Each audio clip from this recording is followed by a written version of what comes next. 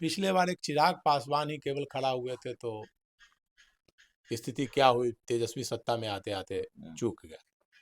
और अगर नीतीश जी निकल गए तो तेजस्वी को सत्ता में आने से कौन रोक सकता है। तो भारतीय जनता पार्टी दूर की राजनीति करती है, उन्हें लोकसभा देखना है। लोकसभा में आज नीतीश जी अगर हट गए तो लोकसभा में 2 अंक में नहीं आएगी भारतीय जनता पार्टी। नीतीश जी आरजेडी के साथ चले जाएंगे तो आरजेडी 30 सीट जीत जाएगी, 30 प्लस रहेगा, आरजेडी जीत जाएगी। तो ये भारतीय जनता पार्टी की मजबूरी है। भारतीय जनता पार्टी दुनिया की सबसे बड़ी पार्टी होने का दावा करती है, संगठन भी बहुत मजबूत है, उनके साथ आरएसएस कई संगठन जुड़े हुए हैं। इसके बावजूद बिहार में अपने दम पर भारतीय जनता पार्टी सत्ता में नहीं आ सकती है। जब भी लालू एक मजबूत पिलर है, तेजस्वी यादव एक मजबूत पिलर है, तो उस पिलर का मुकाबला भारतीय जनता पार्टी, नीतीश कुमार, चिराग पासवान, उपेंद्र कुशवाहा, जीतन राम मांझी सब मिलकर करते हैं।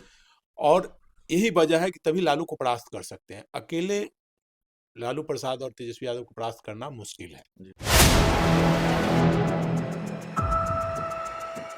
नमस्कार, आप देख रहे हैं 4 PM और मैं हूं अभिषेक मिश्रा।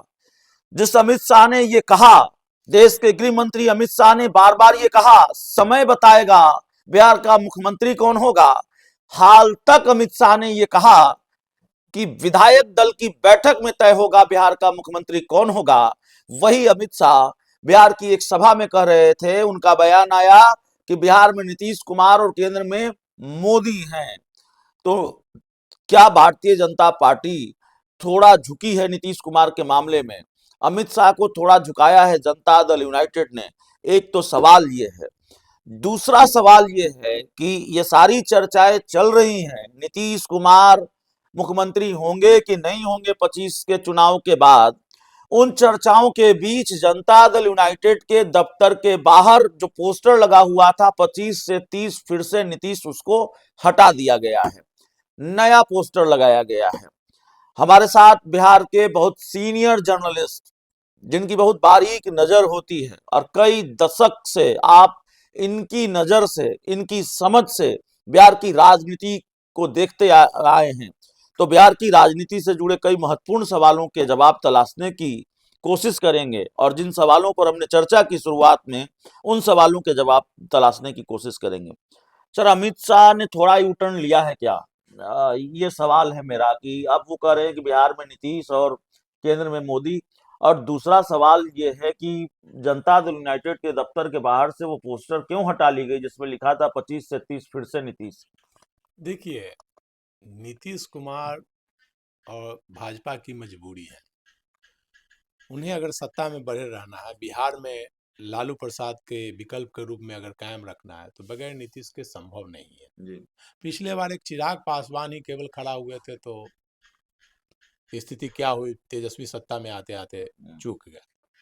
और अगर नीतीश जी निकल गए तो तेजस्वी को सत्ता में आने से कौन रोक सकता है।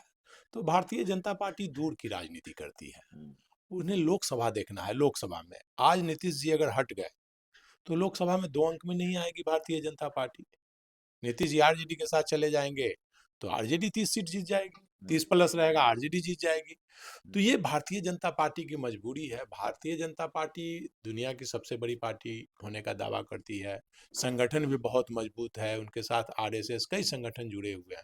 इसके बावजूद बिहार में अपने दम पर भारतीय जनता पार्टी सत्ता में नहीं आ सकती है। जब भी लालू एक मजबूत पिलर है, तेजस्वी यादव एक मजबूत पिलर है, तो उस पिलर का मुकाबला भारतीय जनता पार्टी, नीतीश कुमार, चिराग पासवान, उपेंद्र कुशवाहा, जीतन राम मांझी सब मिलकर करते हैं।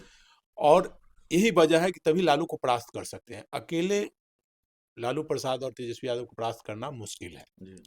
तो बिहार में नीतीश कुमार को अगर आज चीफ मिनिस्टर नहीं मानेंगे तो नीतीश जी तुरंत चले जाएंगे लालू के साथ। भारतीय जनता पार्टी और बिहार की जनता, सभी लोग ये भली भांति जानते हैं कि नीतीश कुमार सब कुछ सह सकते हैं, मुख्यमंत्री की कुर्सी नहीं छोड़ सकते, वो कुर्सी के साथ रहेंगे। तो यही वजह है कि शुरू में तो अमित शाह ने बोला लेकिन कि विधायक दल चुनेंगे, मुख्यमंत्री कौन होगा। लेकिन जनता दल यू का जब दबाव बनने लगा लगातार, अब चुनाव के समय में जो रिपोर्ट जा रही है भाई कि जहां जहां लोजपा है वहां जनता दल यू खिलाफ कर रही है, तो जब आपसी फिर लोजपा के लोग जनता दल यू के खिलाफ करेंगे तो फिर सत्ता तो आएगी नहीं। तो इसलिए मजबूरी में अमित शाह जी को ऐलान करना पड़ा कि भाई केंद्र में मोदी जी हैं और बिहार में नीतीश हैं। और नीतीश जी कम सीट भी आएंगे तो भाजपा की मजबूरी है कि वो नीतीश जी को ही चीफ मिनिस्टर बनाएंगे, ताकि अगले लोकसभा भी उनको देखना है। नीतीश जी निकले कि लोकसभा गोल। पिछले बार मोदी जी भी हारते हारते बचे। अगर नीतीश जी इंडिया गठबंधन में रहते तो मोदी जी की भी जीत मुश्किल थी। तो इसलिए भारतीय जनता पार्टी दूर की राजनीति करती है, सोच समझ के करती है, और इसीलिए नीतीश कुमार को थोड़ा झुके हैं अमित शाह, आप ये कर रहे हैं, अगर वो कर रहे हैं कि बिहार में नीतीश और केंद्र में मोदी। झुकना ही पड़ेगा। आप जान लीजिए, नीतीश कुमार भले अस्वस्थ है, उम्र का प्रभाव है, लेकिन नीतीश कुमार हमेशा अपने शर्तों पर राजनीति की है। नीतीश कुमार ने भारतीय जनता पार्टी की जीती हुई लोकसभा सीटें उन्होंने ली, विधानसभा में जीती हुई सीटें ली। इस बार भी देख लीजिए, उन्होंने अपनी शर्तों पे की, अपना सीट घोषणा कर दिया। गठबंधन की घोषणा नहीं हुई, लेकिन उन्होंने कैंडिडेट को सिंबल दे दिया। चिराग पासवान भी थोड़ा सरेंडर नजर आ रहे हैं नीतीश के सामने, घर बुला रहे हैं, पैर छू रहे हैं। इसके राजनीतिक मायने क्या है? देखिए, सबकी मजबूरी है। नीतीश, भारतीय जनता पार्टी हो, चिराग पासवान, सबकी मजबूरी है। जो चिराग पासवान बोलते हैं कि 100% विक्ट्री रेट मेरा है, स्ट्राइक रेट 100% है। नीतीश जी नहीं रहेंगे तो कहाँ 100% स्ट्राइक रेट रहेगा? 15 में तो चुनाव लड़कर देख लिया। भारतीय जनता पार्टी, लोजपा, जीतन मांझी, उपेंद्र कुशवाहा, सब लोग तो 15 में चुनाव लड़के देख लिए थे एक साथ। लेकिन कहाँ, 15 में तो लालू और नीतीश सत्ता में आ गए थे। मोहम्मद 150 के आसपास, 150 से ऊपर सीट आ गई थी। तो अकेले सभी लोग, जब मोदी जी पीक पर थे, उस समय की स्थिति है जी। तो नीतीश जी मजबूरी है। इसलिए चिराग पासवान भी ये बात भली भांति जानते हैं। एक 2020 के चुनाव में चिराग पासवान को मोहरा बनाकर एक आजमाया गया था कि नीतीश को परास्त किया जा सकता है कि नहीं, लेकिन फिर भी नीतीश को परास्त नहीं कर सके और नीतीश जी फिर चले गए आरजेडी के साथ। तो इसलिए चिराग पासवान भी जान रहे हैं, भारतीय जनता पार्टी भी जान रहे हैं, सभी लोग जान रहे हैं कि नीतीश कुमार के साथ जो महिला का वोट बैंक है, जो पचपनिया वोट बैंक है अति पिछड़ा का, वो वोट बैंक उनकी ताकत है। और यही ताकत है जो सब लोगों को झुकने पर मजबूर करती है। नीतीश कुमार ने जो डेवलपमेंट वर्क किया है बिहार में, एक विकास की नई नींव रखी है। मतलब एक अशोक स्तंभ माना जाता था बिहार के डेवलपमेंट के लिए, कि अशोक स्तंभ आज पहचान है कि अशोक ने बहुत सारा काम किया था, सम्राट अशोक ने। उसके बाद अगर नीतीश स्तंभ आज से 500 साल, 1000 साल बाद अगर खोदा जाएगा तो कम से कम मुझे लगता है कि 10 लाख से ज्यादा शिलापट मिलेंगे नीतीश जी के नाम से। कोई ऐसा क्षेत्र नहीं है, कोई ऐसा गांव नहीं है जहां नीतीश जी का नाम प्लेट नहीं लगा हुआ है। कोई पंचायत ऐसा नहीं होगा जहां नीतीश जी के नाम का प्लेट नहीं लगा हुआ हो। तो ये सब लोग जानते हैं, और नीतीश जी ने अपने काम के बल पर एक वोट बैंक बनाया है, जो कि एक 15% वोट। हाँ, ये भी अलग बात है कि नीतीश कुमार ने बहुत काम किया है, लेकिन अकेले अगर चुनाव लड़ेंगे तो वो 10 सीट भी नहीं जीत पाएंगे विधानसभा का।